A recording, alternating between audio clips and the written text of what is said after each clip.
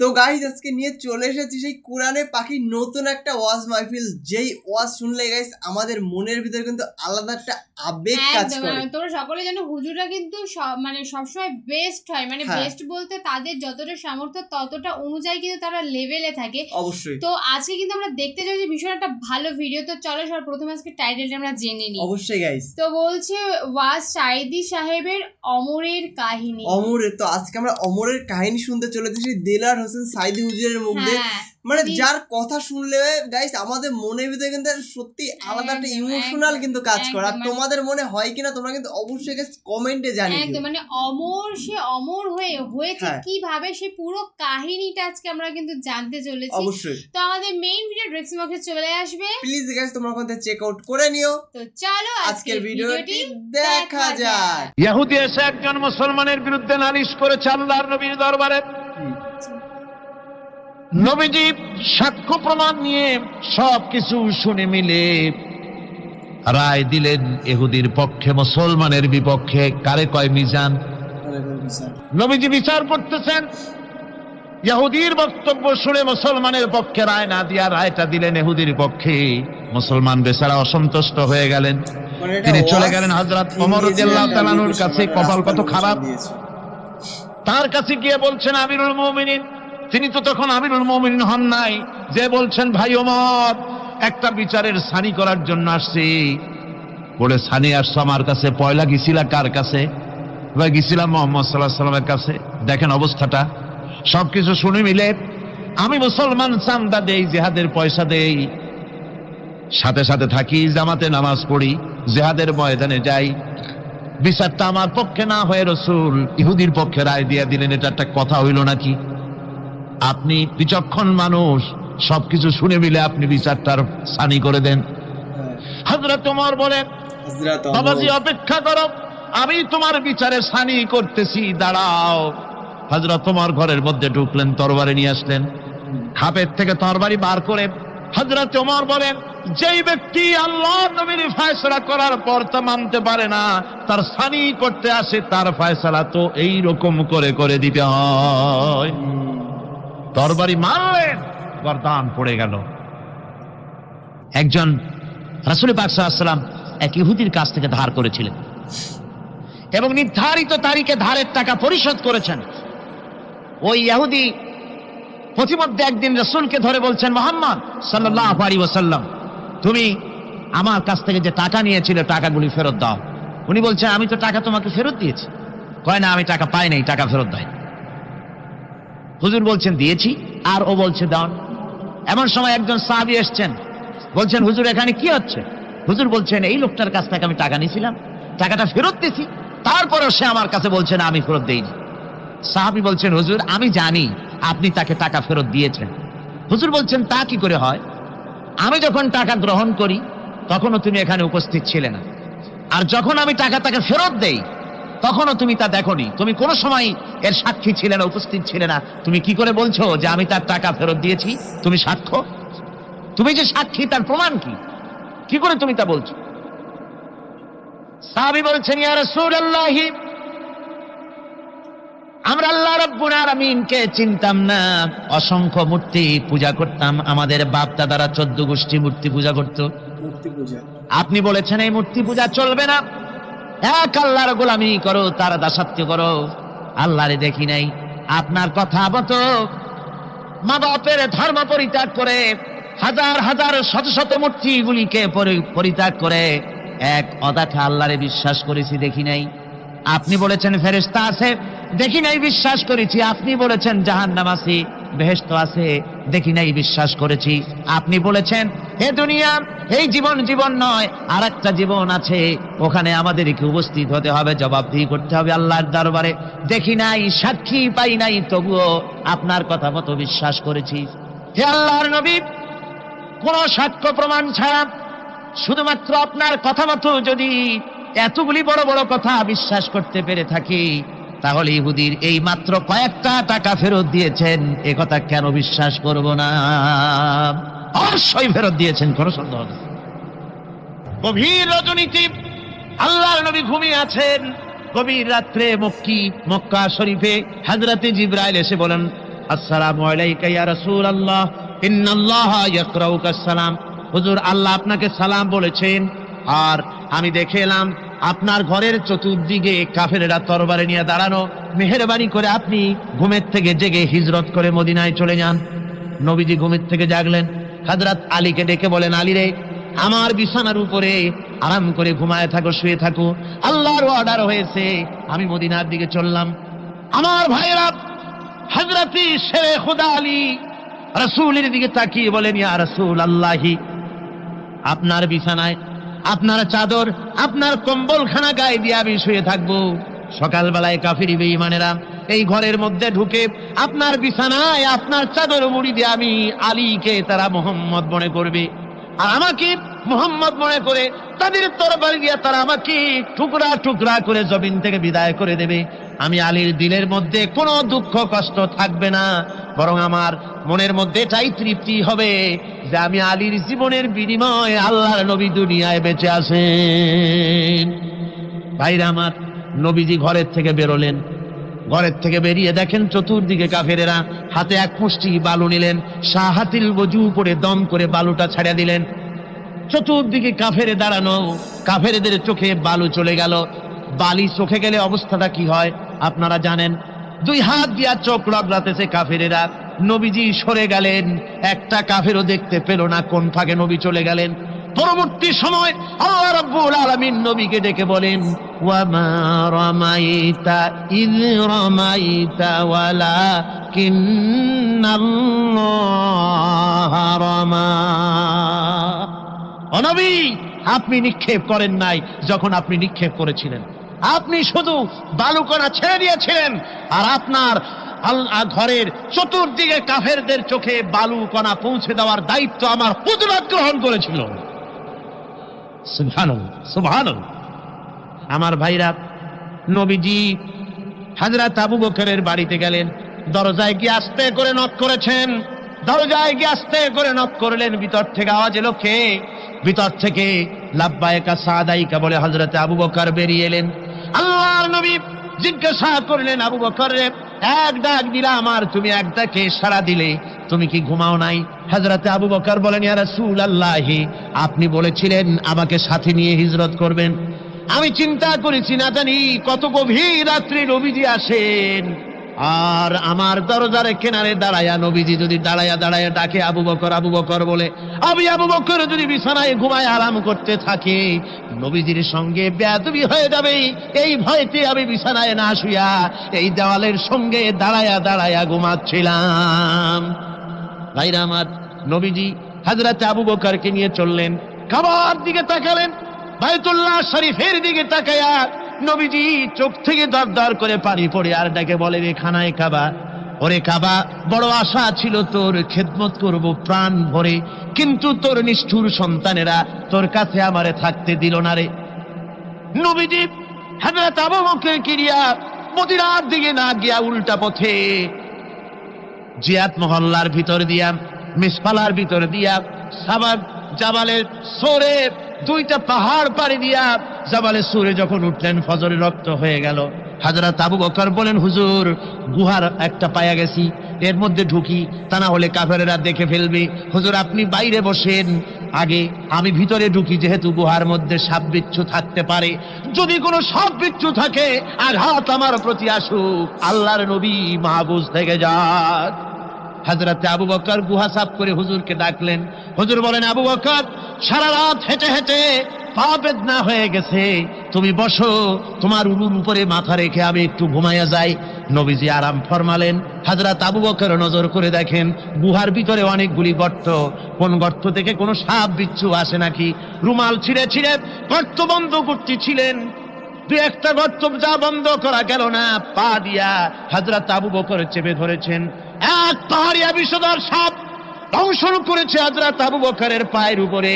হযরত আবু বকর বিষের যন্ত্রণায় চোখ দিয়া দরদর করে পানি পড়ে। রাসূলের ঘুম ভেঙে গেল। নবীজি তাকায় দেখেন আবু বকর কান্দে। হযরত রাসূল বলেন, আবু বকর কান্দো কেন? বাড়ির কথা মনে পড়ে গেছে নাকি? বিবি বাল বাচ্চার কথা মনে পড়লো নাকি? কান্দো কেন?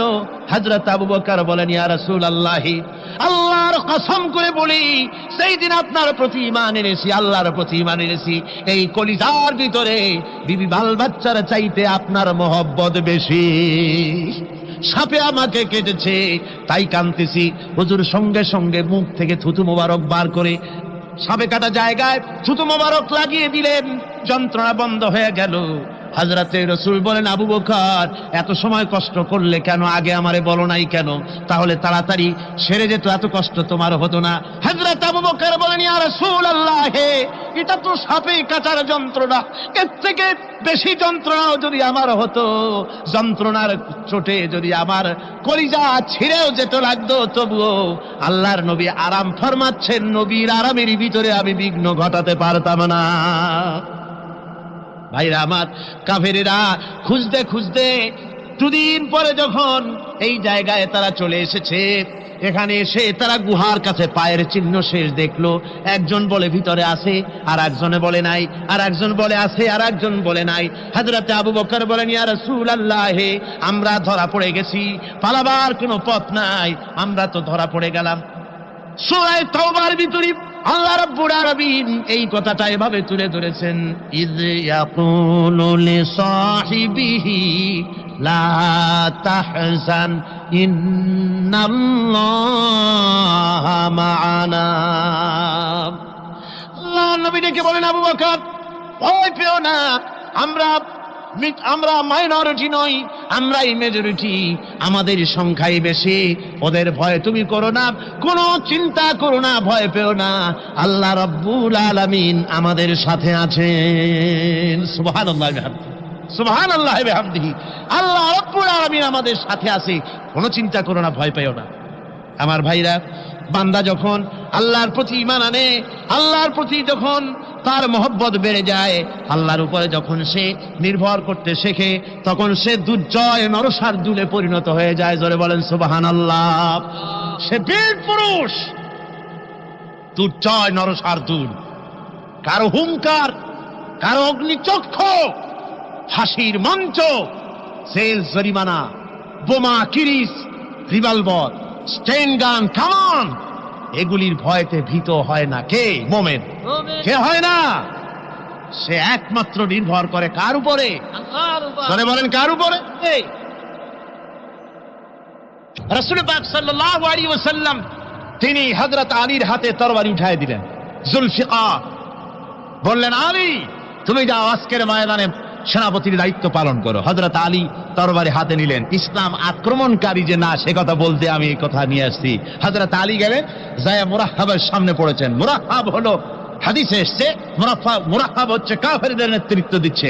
মুরাহহাব বলছে, আলী, তোমাকে আমি কিন্তু ভালোবাসি, তুমি আসলে কেন? তোমার প্রতি আমার একটা সফট কর্নার আছে আমার অন্তঃকরণে। তুমি তোমার ছেলে মেয়েকে কি এতিম বানাতে চাও? তোমার বউকে কি বিধবা করতে চাও? আমি তো সেই বীর যে আমার সামনে এসে কেউ কল্লা সাথে নিয়ে যেতে পারে নাই। সুতরাং তুমি যদি ওদেরকে এতিম আর বিধবা করতে না চাও, আমার সামনে থেকে সরে যাও। হযরত আলী বলেন, মুরাহহাব, তুমি কাকে ভয় দেখাতেছ? তোমার তরবারি এই সমাজের কিছু কাফেরেরা ভয় করতে পারে, তুমি কি আমারে চেনো নাকি? তুমি কারে ভয় দেখাও? তাম পৃথিবীর সমস্ত কাফেরদের উপরে আল্লাহ রাব্বুল আলামিন আমাকে বাগ বানায় পাঠিয়েছেন। তরবারি দিয়ে প্রমাণ হবে। মুরাহহাব বলে, তুমি আঘাত করো। কয় না, আক্রমণ তো করব না আমি, আগে তুমি করো, আমি প্রতিহত করব। আক্রান্ত হলে পরে তারপরই জবাব দেব। এরপরে মুরাহহাব আঘাত হানতে লাগলো। হযরতে আলী সমস্ত রণকৌশল দিয়ে আঘাতগুলি তিনি ফিরিয়ে দিতে লাগলেন। এরপরে হযরতে আলী বলছেন, মুরাহহাব, এবার তৈরি হও আমার আঘাত সহ্য করার জন্য। হযরতে আলী জুলফিকার তুলে আঘাত করলেন। এক আঘাতেই দেখা গেল মুরাহহাবের মাথা থেকে শুরু করে শরীর টুকরা হয়ে গিয়া হযরত আলীর তরবারির মুঠা পর্যন্ত মাটির ভিতরে গেড়ে গিয়েছে। খায়বারের দুর্গ দখল হয়ে গেল। পরের দিন আল্লাহর নবী বলেন, আলী, শুনতে পেলাম তোমার ঢাল ভেঙে গিয়েছিল, তারপরে তুমি যুদ্ধ করলে কি দিয়ে? হযরত আলী বলেন, হুজুর কামুজ দুর্গের ওই কবাটটা, লোহার কবাটটা বাম হাতে নিয়া আর ডান হাতে তরবারি নিয়ে লড়াই করেছি। হুজুর বলেন, কি করে মানুষ কেমনে এত বড় দুর্গের লোহার কপাট হাতে নিয়ে যুদ্ধ করে, একটু দেখাও তো দেখি। হযরত আলী গতকালকের মতো বাম হাত দিয়া ধরেছেন, নাড়াতে পারেন না, এবার ডান হাত দিয়া ধরেছেন, নাড়াতে পারেন না। ডান আর বাম দুই হাত দিয়া সমস্ত শক্তি দিয়ে এমন জোরে টান মেরেছেন, প্রতিটি লোমকূপের গোড়া থেকে ঘাম বেরিয়ে এসেছে, এক চুলো নড়াতে পারেন নাই। হযরত আলীর মুখখানা মলিন হয়ে গেছে লজ্জায়। হযরত আলী রাদিয়াল্লাহু তাআলা আনহু লজ্জা পেয়ে গেছেন। রাসূল পাক সাল্লাল্লাহু আলাইহি ওয়াসাল্লাম বলেন, আলী লজ্জা পাওয়ার কোনো কারণ নাই, চিন্তা করার কোনো কারণ নাই, তোমার নিজস্ব শক্তি দিয়ে তুমি লড়াই করতে পারো নাই। এত বড় লোহার দরজা নিয়ে, কবাট নিয়ে মানুষ সেভাবে লড়াই করতে পারে না। আল্লাহ তার দিনকে বিজয়ী করার জন্য তোমার ভিতরে আল্লাহ রাব্বুল আলামিন ক্ষমতা দিয়েছিলেন। জোরে বলেন সুবহানাল্লাহ। আল্লাহ রাব্বুল আলামিন এই জিহাদের ময়দানে যখন মানুষ আসে, আল্লাহ তাদের উপরে মদদ দান করেন।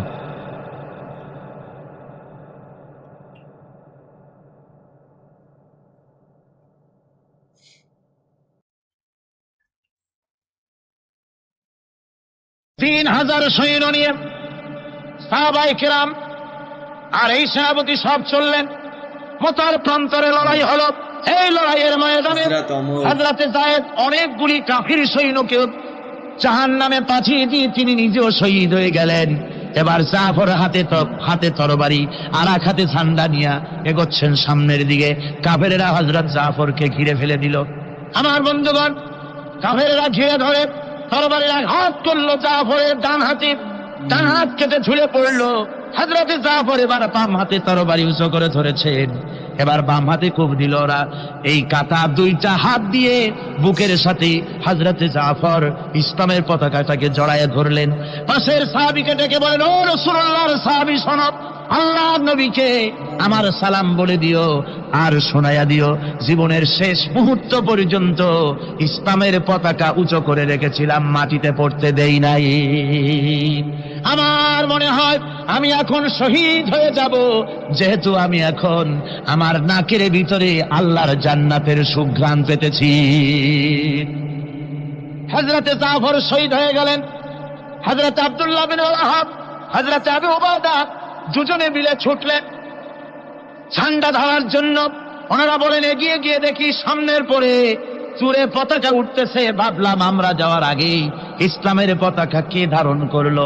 কাছে গিয়ে দেখি হযরতে জাফরের ডান হাত কাটা, বাম হাত কাটা, দুইটা পা কাটা, দেহটা একদিকে পড়ে আছে, আর শুধু মাথাটা এক পাশে পড়ে থেকে ইসলামের পতাকা কামড়ায় ধরে উঁচু করে রেখে দিয়েছেন। আমার বন্ধুগণ, হযরতে আবু উবাইদা বলেন, আমি হযরতে সাদের, হযরতে জাফরের হাত পা মাথা মস্তক একত্রিত করে তার পা থেকে শুরু করে মাথা পর্যন্ত চুমা খাইলাম। তাকে জানাজা করে দাফন করে রাখলাম কবরের ভিতরে। রাতের বেলায় স্বপ্নে দেখি হযরতে জাফর আল্লাহর জান্নাতের ভিতরে ফেরেশতাদের সঙ্গে উড়ে বেড়াতেছেন। আমি জিজ্ঞেস করলাম, ও জাফর, আল্লাহ তোমার সাথে কি ব্যবহার করেছেন? হযরতে জাফর বলেছেন, ওগো আবু উবাইদা, আল্লাহ রাব্বুল আলামিন আমাকে বলেছেন, জাফর রে, আমি তোমার শাহাদাতে খুশি হয়েছি, তুমি আমার কাছে আর কি চাও? হযরতে জাফর বলেন, আয় আল্লাহ পাক, কিচ্ছু চাই না, শুধু একটা দাবি, দুনিয়ায় তুমি মেহেরবানি করে আমাকে পাঠায়া দাও আর একবার যদি যেতে পারি, তাহলে তোমার দুনিয়ার বুকে তোমার দিন কায়েমের জন্য কাফেরদের বিরুদ্ধে লড়াই করে আমার জীবনটা আর একবার দিয়ে আসি। আমার বন্ধুগণের জন্য আল্লাহ রাসূল বলেছেন, হাদিস শরীফ এসেছে, আমার ইচ্ছে হয় জিহাদ করি, শহীদ হই, আবার যদি জিন্দা হই, আবার জিহাদ করি, শহীদ হই, আবার যদি জিন্দা হতে পারি তাহলে আবার জিহাদ করি, আবার শহীদ হই। যেহেতু শাহাদাতের মওতের মতো এত বড় মর্যাদা সম্পন্ন মওত আর পৃথিবীতে হতে পারে না। আমার ভাইরা, ইসলামের জন্য জান দেওয়ার জন্য, মাল দেওয়ার জন্য সাহাবায়ে কেরাম এভাবে প্রস্তুত ছিলেন। নিজেদের জীবন তারা আল্লাহর সামনে নজরানা পেশ করেছেন, শহীদ হয়েছেন, আল্লাহর দ্বীন কায়েমের জন্য তারা প্রচেষ্টা করেছেন। আল্লাহর পথে যারা জিহাদ করার সিদ্ধান্ত নেন, মহান আল্লাহ স্বয়ং তাদের সাহায্য করেন। যুগে যুগে আমরা এর প্রমাণ পেয়েছি, আর তাই মুসলমানরা কাফেরদের উপর বরাবর বিজয়ী হয়েছে। এই ইসলামকে প্রতিষ্ঠিত করার জন্য প্রয়োজন রয়েছে জিহাদের। কিসের প্রয়োজন? কিসের? জিহাদের প্রয়োজন। সেই জিহাদ করতে কি আপনারা তৈরি আছেন? জিহাদের জন্য তৈরি আছেন? সেই জিহাদ কিন্তু সেই জিহাদ মানে কি? সেই জিহাদের আবার অপব্যাখ্যা করা হয়েছে। জিহাদের অপব্যাখ্যা করা হয়েছে এইভাবে যে ওয়ালাকিন কালামদার কাফে দুশমনাস, দুশমনের হাতে কলম ছিল, ওরা যেমন খুশি আমাদের ইতিহাসকে চিত্রিত করেছে। ওরা বলেছে ইসলামের ইতিহাস থেকে তরবারি আর রক্তের গন্ধ আসে, কিন্তু আসলে জিহাদের অর্থ তো তরবারির যুদ্ধ নয়। জিহাদের অর্থ হচ্ছে যে কোনো উদ্দেশ্যকে সফলতায় পর্যবসিত করার জন্য যে প্রাণান্তকর প্রচেষ্টা করা হয়, ওই প্রচেষ্টার আরবি নাম হচ্ছে জিহাদ। আর যুদ্ধ তার আরবি হচ্ছে হার্ব। যুদ্ধের আরবি কি? হার্ব, ওয়ার। ইংরেজিতে ওয়ার, আরবিতে হার্ব। আর জিহাদ যেটাকে বলা হয়েছে ওটা হচ্ছে যে কোনো উদ্দেশ্যকে সফলতায় পৌঁছাবার জন্য যে চেষ্টা, ওই চেষ্টার নাম জিহাদ। তবে এই চেষ্টা করতে গিয়ে যখন বাধা আসে সশস্ত্র, ওই সশস্ত্র বাধার মোকাবেলা সশস্ত্রভাবে করা যেটা, ওইটা হচ্ছে জিহাদের চূড়ান্ত রূপ। কথা বুঝেছ? ইসলাম প্রথমে কাউকে আক্রমণ করে না। ইসলাম প্রথমে কাউকে আক্রমণ করে না, আক্রান্ত হলে পরে তারপরে এর জবাব দেয়। ঠিক কিনা? দেখেন না, হযরত আলী রাদিয়াল্লাহু তাআলা আনহু ওই যে খায়বারের যুদ্ধে, সেইখানে কেউ খায়বারের এই দুর্গ মুসলমানদের হাতে আসে না। প্রতিদিন যুদ্ধ হচ্ছে, অথচ যুদ্ধে কোনো ফলাফল দেখা যাচ্ছে না। ফজরের এশার নামাজের পর হুজুর বলছেন, ও সাহাবীরা, আগামীকাল আমি এমন এক ব্যক্তির হাতে ইসলামের ঝান্ডা তুলে দেব যাকে আল্লাহ এবং আল্লাহ রসুল বেশি ভালোবাসেন, এবং তিনিও আল্লাহ এবং আল্লাহ রসুলকে বেশি ভালোবাসেন, আর তার হাতেই বিজয় হবে। হযরত ওমর রাদিয়াল্লাহু তাআলা আনহু বলেন, আমার এরকম পেরেশানির রাত জীবনে আর কখনো গেছে কিনা জানি না। আমি সারা রাত পেরেশান ছিলাম যে ওই ব্যক্তিকে আমি হতে পারবো। ফজরের নামাজের পর আল্লাহর নবী বলছেন, সাহাবীরা, আমার আলী কোথায়? তাকে দেখছি না কেন? সবাই বলছেন, হুজুর, হযরত আলীর চোখ উঠেছে, তাই নামাজের জামাতে শরীক হতে পারেন নাই। হুজুর বললেন, তাকে নিয়ে আসুন। দুজন সাহাবীর কাঁধের উপরে ভর করে হযরত আলী এলেন। হুজুর সাল্লাল্লাহু আলাইহি ওয়াসাল্লাম তার মুখের থুতু মোবারক নিয়ে হযরত আলীর চোখে লাগিয়ে দিলেন। সাথে সাথে আগের থেকেও ভালো দৃষ্টিশক্তি সম্পন্ন হয়ে গেলেন। সুবহানাল্লাহ। তো এখানে রাসূল পাক সাল্লাল্লাহু আলাইহি ওয়াসাল্লাম তিনি হযরত আলীর হাতে তরবারি উঠায় দিলেন। জুলফিকার বললেন, আলী, তুমি যাও, আজকের ময়দানে সেনাপতির দায়িত্ব পালন করো। হযরত আলী তরবারি হাতে নিলেন। ইসলাম আক্রমণকারী যে না, সে কথা বলতে আমি এই কথা নিয়ে আসছি। হযরত আলী গেলেন, যায় মুরাহহাবের সামনে পড়েছেন। মুরাহহাব হলো, হাদিসে এসেছে, মুরাহহাব হচ্ছে কাফেরদের নেতৃত্ব দিচ্ছেন। মুরাহহাব বলছে, আলী, তোমাকে আমি কিন্তু ভালোবাসি, তুমি আসতে কেন? তোমার প্রতি আমার একটা সফট কর্নার আছে আমার অন্তঃকরণে। তুমি তোমার ছেলে মেয়েকে কি এতিম বানাতে চাও? তোমার বউকে কি বিধবা করতে চাও? আমি তো সেই বীর যে আমার সামনে এসে কেউ কল্লা সাথে নিয়ে যেতে পারে নাই। সুতরাং তুমি যদি ওদেরকে এতিম আর বিধবা করতে না চাও, আমার সামনে থেকে সরে যাও।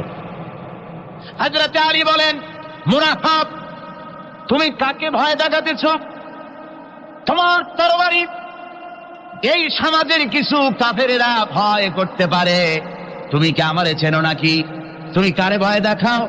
তাম পৃথিবীর সমস্ত কাফেরদের উপরে আল্লাহ রাব্বুল আলামিন আমাকে বাগ বানায় পাঠিয়েছেন। তরবারি দিয়ে প্রমাণ হবে। মুনাফিক বলে, তুমি আঘাত করো। কয় না, আক্রমণ তো করবো না আমি, আগে তুমি করো, আমি প্রতিহত করব। আক্রান্ত হলে পরে তারপরেই জবাব দেব। এরপরে মুরাহাব আঘাত হানতে লাগলো। হযরত আলী সমস্ত রণকৌশল দিয়ে আঘাতগুলি তিনি ফিরিয়ে দিতে লাগলেন। এরপরে হযরত আলী বলছেন, মুরাহাব, এবার তৈরি হও আমার আঘাত সহ্য করার জন্য। হযরত আলী জুলফিকার তুলে আঘাত করলেন। এক আঘাতেই দেখা গেল মুরাহাবের মাথা থেকে শুরু করে শরীর টুকরা হয়ে গিয়া হযরত আলীর তরবারির মুঠা পর্যন্ত মাটির ভিতরে গেড়ে গিয়েছে। খায়বারের দুর্গ দখল হয়ে গেল। পরের দিন আল্লাহর নবী বলেন, আলী, শুনতে পেলাম তোমার ঢাল ভেঙে গিয়েছিল, তারপরে তুমি যুদ্ধ করলে কি দিয়ে? হযরত আলী বলেন, হুজুর, আবুস দুর্গের ওই কবাবটা, লোহার কবাবটা বাম হাতে নিয়া আর ডান হাতে তরবারি নিয়ে লড়াই করেছি। হুজুর বলেন কি করে মানুষ কেমনে এত বড় দুর্গের লোহার কপার হাতে নিয়ে যুদ্ধ করে, একটু দেখাও তো দেখি। হযরত আলী গতকালকের মতো বাম হাত দিয়া ধরেছেন, নাড়াতে পারেন না, এবার ডান হাত দিয়া ধরেছেন, নাড়াতে পারেন না। ডান আর বাম দুই হাত দিয়া সমস্ত শক্তি দিয়ে এমন জোরে টান মেরেছেন, প্রতিটি লোমকূপের গোড়া থেকে ঘাম বেরিয়ে এসেছে, এক চুলো নড়াতে পারেন নাই। হযরত আলীর মুখখানা মলিন হয়ে গেছে লজ্জায়। হযরত আলী রাদিয়াল্লাহু তাআলা আনহু লজ্জা পেয়ে গেছেন। রাসূল পাক সাল্লাল্লাহু আলাইহি ওয়াসাল্লাম বলেন, আলী লজ্জা পাওয়ার কোনো কারণ নাই, চিন্তা করার কোনো কারণ নাই, তোমার নিজস্ব শক্তি দিয়ে তুমি লড়াই করতে পারো নাই। এত বড় লোহার দরজা নিয়ে খবর নিয়ে মানুষ সেভাবে লড়াই করতে পারে না। আল্লাহ তার দিনকে বিজয়ী করার জন্য তোমার ভিতরে আল্লাহ রাব্বুল আলামিন ক্ষমতা দিয়েছিলেন। জোরে বলেন সুবহানাল্লাহ। আল্লাহ রাব্বুল আলামিন এই জিহাদের ময়দানে যখন মানুষ আসে, আল্লাহ তাদের উপরে মদদ দান করেন। আমার বন্ধুগণ, আল্লাহর দিনকে জমিনের উপরে প্রতিষ্ঠিত করার জন্য যদি আমরা আজও যদি ঐক্যবদ্ধ হই দিন কায়েমের জন্য, তাহলে আল্লাহ রাব্বুল আলামিন আমাদেরকে মদদ করবেন। আল্লাহ পাক কোরআনে কারীমের মধ্যে বলেছেন, ওয়া কানা হাক্কান আলাইনা নাসরুল মুমিনিন, মুমিনদেরকে সাহায্য করা আমি আল্লাহর জন্য ওয়াজিব হয়ে যায়। জোরে বলেন সুবহানাল্লাহ। মুমিনদের জন্য সাহায্য করা আল্লাহর জন্য কি হয়ে যায়? ওয়াজিব হয়ে যায়। ভাইরা একটু বৃষ্টি সহ্য করেন না, খুব বেশি বৃষ্টি। আচ্ছা, ওই এটা রহমত, এটা কি রহমত। আমার ভাইরা, জিহাদের ভিতরে সাহাবায়ে কেরাম আল্লাহর জান্নাতে যাওয়ার জন্য তারা জিহাদ করেছেন। তারা দেশ দখলের জন্য জিহাদ করেন নাই, দিন প্রতিষ্ঠার জন্য লড়াই করা ফরজ। দিন প্রতিষ্ঠার জন্য লড়াই করা কি? জোরে কোন কি? আর এই ফরজ দায়িত্ব পালন করতে গিয়ে যদি কেউ মারা যায়, তাহলে কোথায় যাবে? কোথায় যাবে? ওই শাহাদাতের মত হচ্ছে একটা সেতু বা একটা ব্রিজ, একটা সাঁকো, এপারে দুনিয়া, ওপারে আল্লাহর জান্নাতুল ফেরদাউস। জোরে বলেন সুবহানাল্লাহ। এই জন্য হযরত ওমর ফারুক রাদিয়াল্লাহু তাআলা আনহু সব সময় দোয়া করতেন, আল্লাহুম্মা রযুকনি শাহাদাতান ফি সাবিলিক ওয়াজআল মাউতি ফি বালাদি রাসূলিক। আল্লাহ রাব্বুল আলামিন, আমাকে রাসূলের শহরে মওত দাও, আর আমাকে তোমার দ্বীনের রাস্তায় শাহাদাত মঞ্জুর করো। জোরে বলেন আমিন। এটা আমাদের দোয়া, আমারও দোয়া, আমার সারা জীবনের স্বপ্ন, সারা জীবনের স্বাদ, আল্লাহ যেন শাহাদাতের মওত নসিব করে দেন। জোরে বলেন আমিন। এর থেকে উন্নত মানের মওত আর নাই। ওই প্যারালাইসিস হয়ে বিছানায় পড়ে তড়পায় মরার কোনো দাম নাই। দুনিয়ার বুকে বিড়ালের জিন্দিগি বছর করার 500 বছর বেঁচে থাকার দাম নাই। সিংহের মতো 1 সেকেন্ড বেঁচে থাকার দাম আছে, ঠিক কিনা? আর মওত, প্লীহা, যকৃত, typhoid, paralysis, diabetes, heart attack, kidney পচে যাওয়া, হাবিজাবি মওতের চাইতে আল্লাহর রাস্তায় জিহাদ করে শাহাদাতের মওত সর্বশ্রেষ্ঠ মওত। জোরে কোন সুবহানাল্লাহ। আমার ভাইরা, রাসূল পাক সাল্লাল্লাহু আলাইহি ওয়াসাল্লাম তিনি মদিনা মুনাওয়ারায় এসে প্রথম যে জিহাদের সম্মুখীন হলেন, ওইটার নাম কি? কোন জিহাদ? বদর। কোন জিহাদ? বদরের জিহাদ। সেই বদরের মাঠে জিহাদের জন্য রাসূল সাহাবীদেরকে তৈরি করতেছেন। তো আপনারা চিন্তা করেন বিষয়টা, জিহাদ করতে হবে, এই বদরে সাহাবীরা জিহাদ করবে কাদের বিরুদ্ধে? নিজের বাপের বিরুদ্ধে। রাসূল পাক খুব চিন্তিত হলেন যে সাহাবীদেরকে কিভাবে উদ্বুদ্ধ করা যায়। হুজুর জিহাদের কথাই বলতেছেন যে এখন বদরে আমাদের টিকে থাকার প্রশ্ন, এইটা মুসলমানদের টিকে থাকার প্রশ্ন, বদরের যুদ্ধ, বদরের এই জিহাদটা। হুজুর যখন এগুলি বলতেছেন, হযরতে মিকদাদ রাদিয়াল্লাহু, সত্যি ভিডিওটা কিন্তু সত্যি খুবই সুন্দর ছিল। তোমাদের হুজুরের ওয়াজ শুনতে কেমন লাগলো তোমরা কিন্তু অবশ্যই গাইস কমেন্টে কিন্তু জানিও। আর হুজুর কিন্তু এখানে ব্যাপারটা হচ্ছে, হুজুর ওয়াজটা করছিল কোথাও থেকে, কিন্তু এখানে বেসিক্যালি একটা থিম যাতে ব্লক, যাকে এক কথা বলে ওরকম ব্লক টাইপের কিছু দিয়ে দিয়েছিল একদম, যাতে সবাই মনোযোগ দিয়ে হুজুরের কথাগুলো খুব স্পষ্টভাবে মানে শুনে বা বুঝতে পারে। আর অবশ্যই গাইস এই ভিডিওর মাধ্যমে কিন্তু আমরা অনেক কিছু জানতে পারলাম, যে তাকে সাপে কামড়েছিল, আর সে একজন ঘুমাচ্ছিল, তাকে ঘুম থেকে কেন তুললো না সেটাও কিন্তু বললো। আর ভিডিওটি তোমাদের কেমন লাগলো তোমরা কিন্তু অবশ্যই গাইস কমেন্টে জানিয়ে, যদি ভালো লাগে অবশ্যই গাইস লাইক, কমেন্ট, শেয়ার কিন্তু অবশ্যই করে দিও। মানে অ্যাকচুয়ালি এখানে কিন্তু আমাদের টাইটেলটা এটাই ছিল যে হুজুর মানে আমাদের হুজুর কিভাবে অমর হয়েছিল, সেই অমরের জীবন কাহিনী কিন্তু আজকে আমরা শুনলাম। সত্যি খুবই সুন্দর ভিডিও ছিল, আমাদের তো খুবই ভালো লাগলো। তোমাদের কেমন লাগলো? মানে বারবার একটা কথাই বলছি, তোমরা জানিও। একদম। দেখো বেশি ওপরে যেতে গেলে তো আমাকে অনেক কিছুই করতে হবে, আর তেমন মানে এমন কোনো কিছু আমি করবো যেটা একদম খাতায় লেখা হয়ে যাবে। অবশ্যই। এটা নেক্সট তোমরা কোন হুজুরের ভিডিও দেখতে চাও, কোন হুজুরের ওয়াজ মাহফিল শুনতে চাও, তোমরা কিন্তু অবশ্যই সেই হুজুরের নামটা কিন্তু অবশ্যই কমেন্টে জানিও। আমরা সেই ভিডিও নিয়ে কিন্তু চলে আসবো তোমাদের সাথে। নেক্সট ভিডিওর জন্য অবশ্যই তোমরা কমেন্ট করতে থাকো, আমরা মানে তোমাদের কমেন্ট অনুযায়ী ভিডিও নিয়ে চলে আসবো। অবশ্যই। তো চলো গাইস, আজকের মতন এখানেই, টাটা।